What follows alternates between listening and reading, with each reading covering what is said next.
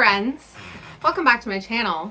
There's probably going to be some construction noise in the background of this video and I apologize in advance. I think I'm going to be saying that in every video from now on until forever because the house is never going to stop being constructed upon. I took a week off. I didn't tell anyone. It just sort of happened, but I'm back now. Thanks for everyone who stuck around, and sorry, but I will be back to my regular posting schedule from now on. I've got some exciting stuff coming up that I want to tell you guys about, but today's video is going to be May indie books. If you notice that I'm incredibly sweaty, we have no ductwork in our house and it's 33 degrees Celsius outside. Oh, it's so awesome in here. I love this place.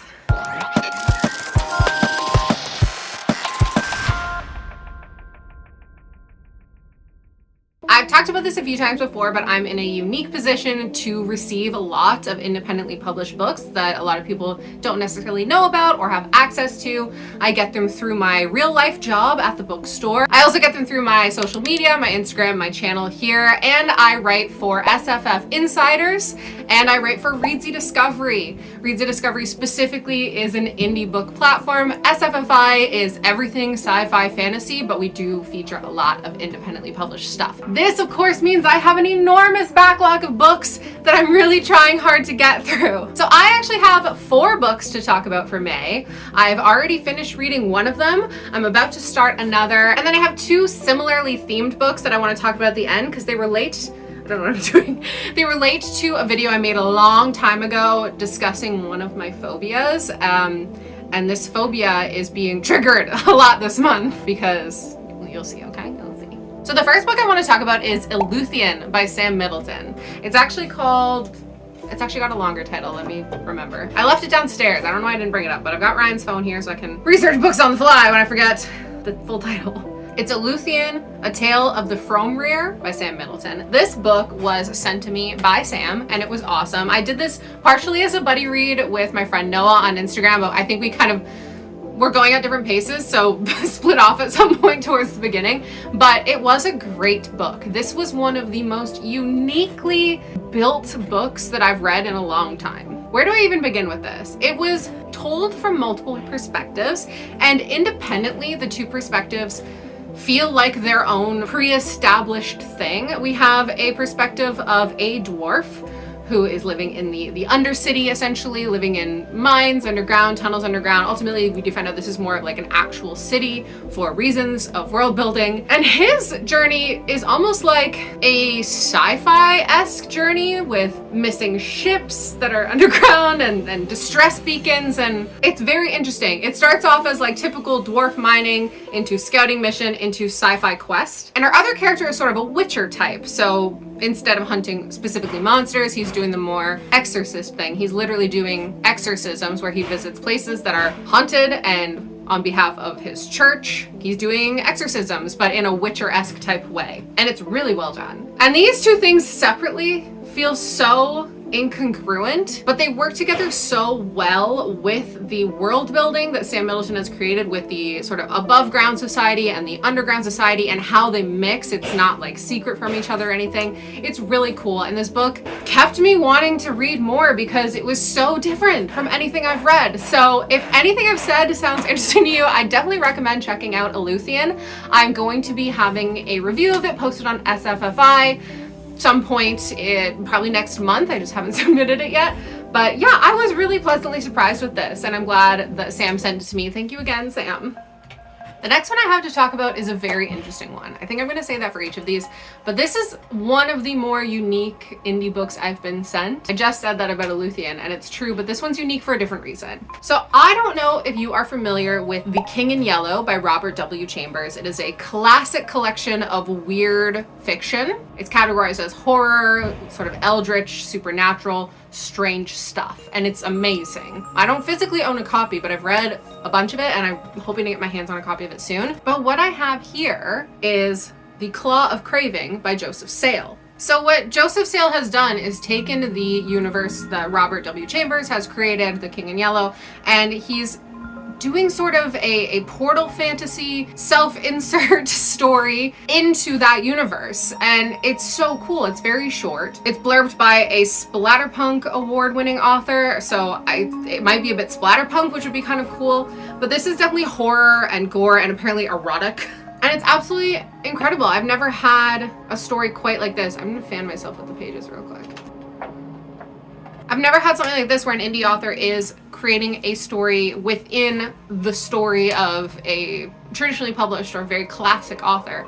And I'm really excited to read it because The King in Yellow is one of my favorite works, and I gotta get to this soon. Joseph sent this to me a little while ago. I unboxed it in a video, but he also signed and personalized it for me. I think this is great. If you have read The King in Yellow, definitely give this one a go. And if you haven't read The King in Yellow, first of all, do it. And then buy this as like a companion novel. It's so short. You can get through it in like an hour.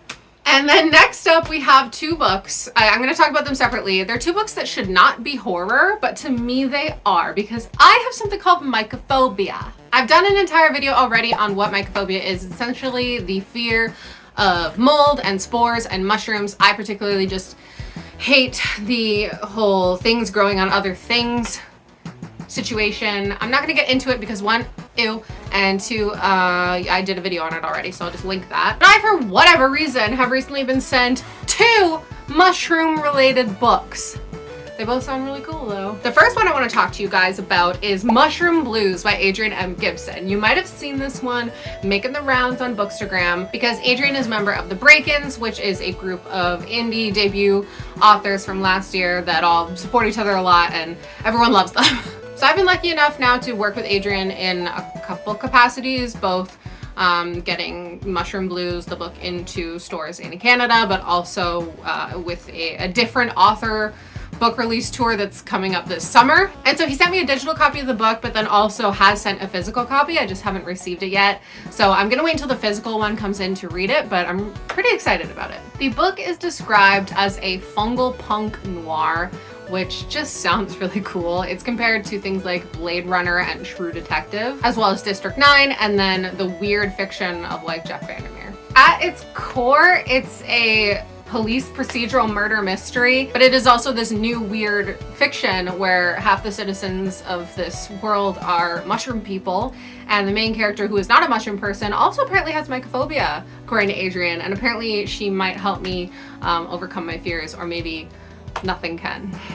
It sounds like a lot more than just a murder mystery thriller cyberpunk police procedural. It sounds like it'll be a story about colonialism in a way, about classism, racism maybe, if the mushroom people are a different race. I'm not sure. I'm excited to get into it though because I've heard only great things. There's actually a review of this up on SFFI if you want to check that out. And yeah, I'm looking forward to see what it's all about.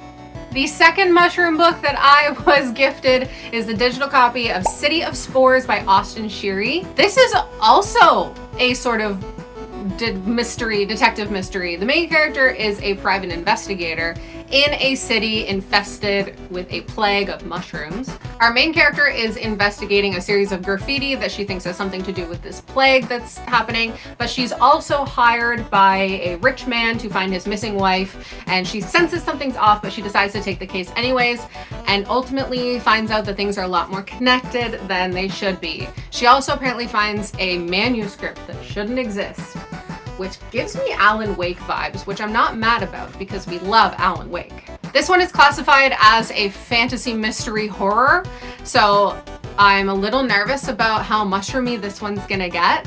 But overall, I'm really excited and really grateful to Austin for sending me a copy of this book. I'm gonna get to it soon. It's been a little while since he sent it to me. And I feel like I want to read Mushroom Blues and City of Spores back to back. I just want to, you know? Oh, and if you follow Adrian on Instagram or Twitter, you'll see that he's actually growing spores on a copy of his book because he wants me to gouge my own eyes out, I think. Yeah. Anyways, and those are the 4 books that I am reading for Indie May. Every month is indie something. It's not just in April. We read indie all year round. So thank you again to Sam Middleton, Joseph Sale, Adrian M. Gibson, and Austin Sheary for sending me copies of their books. I'm working my way through the backlog. I'm doing it. I have a lot to go, but it's gonna be awesome to check 4 more off the list, and I'll see you again in June for my June indie books. Indie June. And I'll see you again before that because I do post twice a week. Maybe we should go right into the outro now. Thank you so much for watching my video. Before I go, don't forget to like and subscribe and ring the bell icon so you know when I upload new videos. I upload 2 days a week, I promise. I love you guys. Goodbye.